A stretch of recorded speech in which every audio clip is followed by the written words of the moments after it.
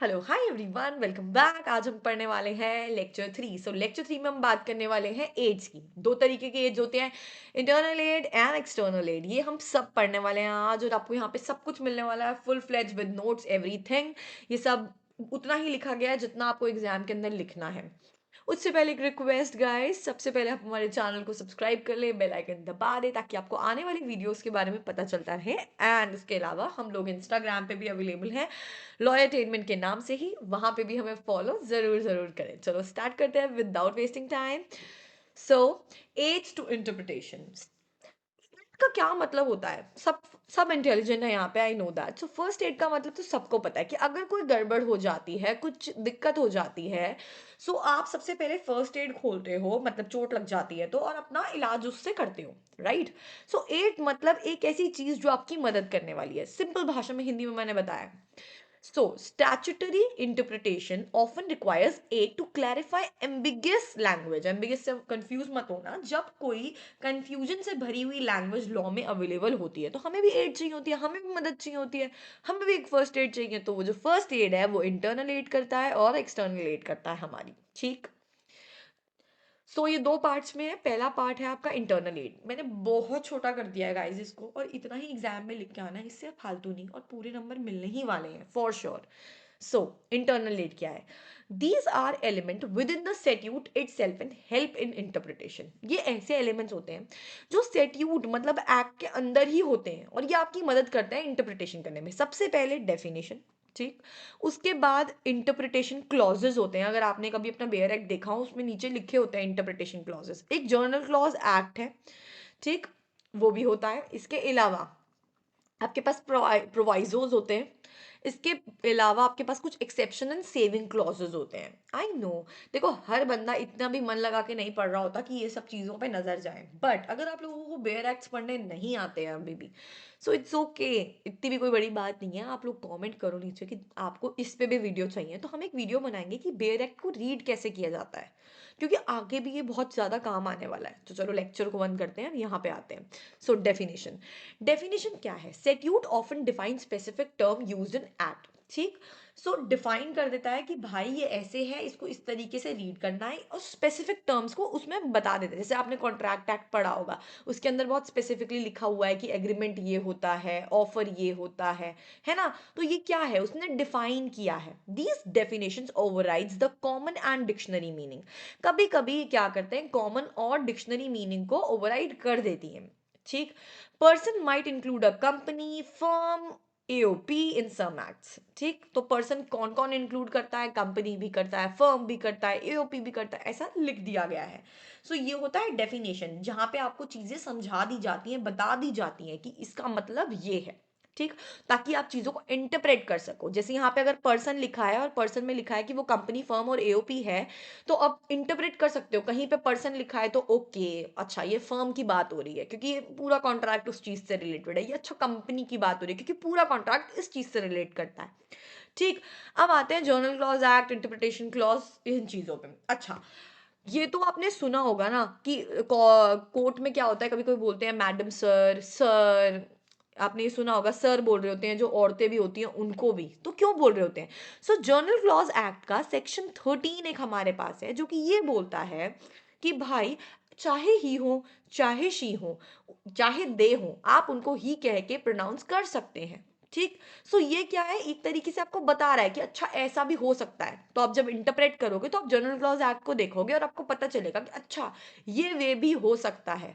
और ये हेल्प करता है कि किसी भी प्रकार की कोई भी परेशानी हमें पढ़ते हुए ना आए, ठीक। यहाँ मैं लिख देती हूँ सेक्शन 13, अगर किसी ने अपने नोट्स में लिखना है, ठीक। नहीं याद रहता तो कोई दिक्कत नहीं है, सीधा एग्जाम्पल लिख देना, कोई नहीं कह रहा आपको लिखने को। आगे बढ़ते हैं। इंटरनल एड में आता है प्रोवाइजो। प्रोवाइजो का मतलब होता है प्रोवाइडेड दैट। प्रोवाइडेड दैट का मतलब होता है क्या, बताओ? एक लिमिट लगा देना एक चीज के ऊपर कि अच्छा ये तो है ही, बट ये लिमिट है इस चीज के ऊपर। You can claim refund provided that, लेकिन 6 महीने के अंदर अंदर कर सकते हो क्लेम, पर 6 महीने के बाद नहीं कर सकते, मतलब एक लिमिट लगा देना, ठीक। इसे बोलते हैं प्रोवाइजो, लिमिट लगाना किसी भी चीज के ऊपर। इसके अलावा exception and saving clause. Exception तो मतलब समझते हो, take certain situation out of scope, मतलब एक्सेप्शन है ये। आप बीमार हुए हो तो आपको मैं अलाउ कर रही हूँ कि आप लेट आए हो तो क्लास में घुस जाओ, नहीं तो मैं आपको अलाउ नहीं करती। You are an exception. ठीक। Saving clause protect certain right और proceeding from being affected by the new law. ठीक, एक सेव कर देना। अब जैसे फॉर एग्जांपल अभी जैसे कि आया है कि अगर आपको जुडिशरी करना है, ठीक, तो आपको 3 इयर्स का कोर्ट रूम एक्सपीरियंस लगेगा, राइट। लेकिन सेविंग क्लॉज की अगर मैं बात करूं तो कहाँ लग रहा है, एक एग्जांपल लेते हैं हम।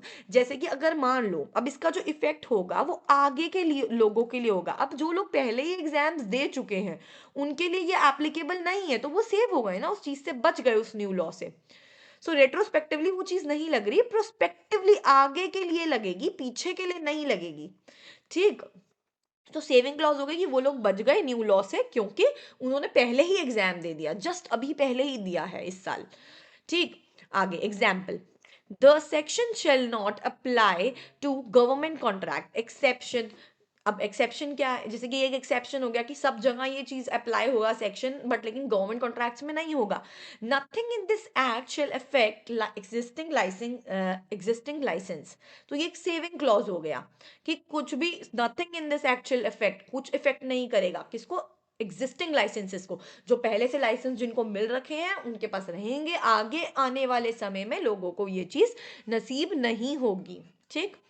Nothing in this act shell effect, किसी को इफेक्ट नहीं करेगा जिनके पास पहले से लाइसेंसेस हैं। इजी।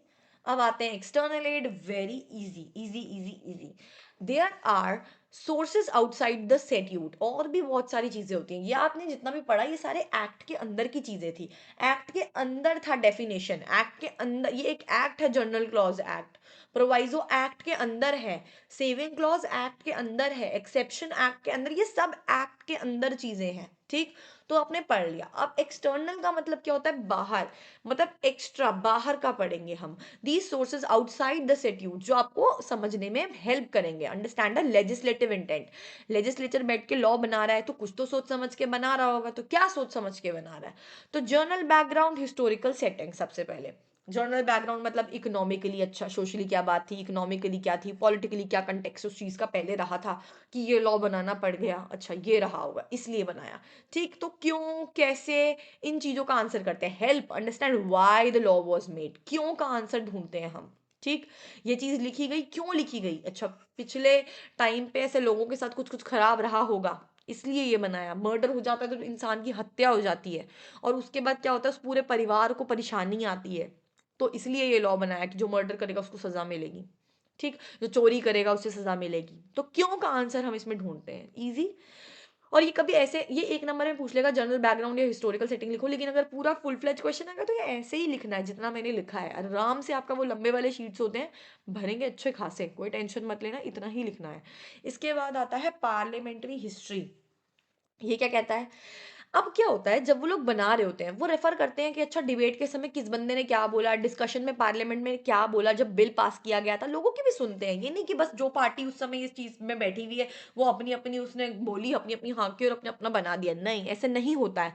वो डिबेट्स को देखते हैं, डिस्कशन को देखते हैं, किसने क्या पॉइंट ऑफ व्यू दिया ये देखते हैं, चाहे वो कोई भी नेता क्यों ना हो, सबकी सुनी जाएगी यहाँ पर। स्पीचेस, ऑब्जेक्शंस क्या रहे, क्या क्लैरिफिकेशंस आए, क्या कंसीडर करना है, सब देखा जाता है। Court use this only when the language is ambiguous not as the primary source, और ये तब यूज करता है कोर्ट, अब जब कोर्ट इस चीज की हेल्प ले रहा होता है। अब ये एक्सटर्नल एड का हेल्प भी ऑब्वियसली कोर्ट ले रहा है, इंटरनल एड का हेल्प भी कोर्ट कोर्ट ही ले रहा है, ये सब कोर्ट कोर्ट के लिए ही हो रहा है ना। तो कोर्ट ये सब चीजों का इस्तेमाल तब करता है जब उन्हें लगता है कि लैंग्वेज बहुत ही ज्यादा एम्बिगुअस है, यार हमें खुद समझ नहीं आ रहा है ये बेयर एक्ट में क्या लिख दिया गया है। तो चलो भाई काम करते हैं, टीवी खोलते हैं, डिबेट देखते हैं, डिस्कशन देखते हैं, न्यूज देखते हैं, ताकि हमें समझ में आए कि उस समय बात हो क्या रही थी। ठीक। और एम्बिग्यूटी खत्म हो जाए, ऑब्जेक्शन किसने कब क्या बोला ये देखते हैं। ठीक। इसके बाद ये देखने में बहुत अजीब लगता है बट ये इतना अजीब भी नहीं है गाइस। ट्रावैक्स प्रीपरेटोरीज, जो भी है ये, ठीक अजीब सा नाम, इसे बोलते हैं surrounding circumstances, French for preparatory works for of the legislation, की मतलब पहले के काम क्या थे उनके, बिल बनाने से जब वो ड्राफ्ट कर रहे थे बिल, तो उन्होंने क्या क्या, जो कमेटी रिपोर्ट्स, डिबेट्स, ये सब एनेक्ट होने से पहले, ये सब आने से पहले क्या उन्होंने बातें करी, क्या उनके इंटेंट था, कोर्ट ये जानने की कोशिश करता है कि बिल को ड्राफ्ट करने से पहले भी उनके दिमाग में क्या चल रहा था। आप लोग को ये तो पता ही होगा कि सबसे पहले बिल आता है, फिर वो एक्ट बनता है। अब यहाँ बात बिल और एक्ट की नहीं हो रही, उससे भी पहले की हो रही है कि उससे पहले उनके दिमाग में क्या था कि अच्छा इससे पहले ये था तभी बिल आया, कुछ तो चल रहा होगा तभी बिल बनाया, कुछ तो चला होगा कि बिल से सहमति हुई सबकी और फिर एक्ट बना। ठीक, ट्रू इंटेंट समझने की कोशिश की जाती है। वेरी इजी, समझ में आया? समराइज करते हैं फटाफट। इंटरनल एड क्या होता है, जिसके अंदर definition, proviso, exception, saving clause, interpretation clause होती है। ये सब कुछ विद इन द एक्ट होता है। यहाँ पर कोर्ट जो है वो मदद लेती है बैकग्राउंड में जाके चीज़ों की। Background context, social, economic, political क्या सब दिमागों में चल रहा था ये देखा जाता है। प्रिपरेटरी वर्क पहले से क्या रहा ये देखा जाता है। पार्लियामेंट में क्या डिबेट डिस्कशन हो रही थी ये देखा जाता है। मेन फोकस रहता है लेजिस्लेचर का इंटेंट समझने में। आई होप क्लियर हुआ।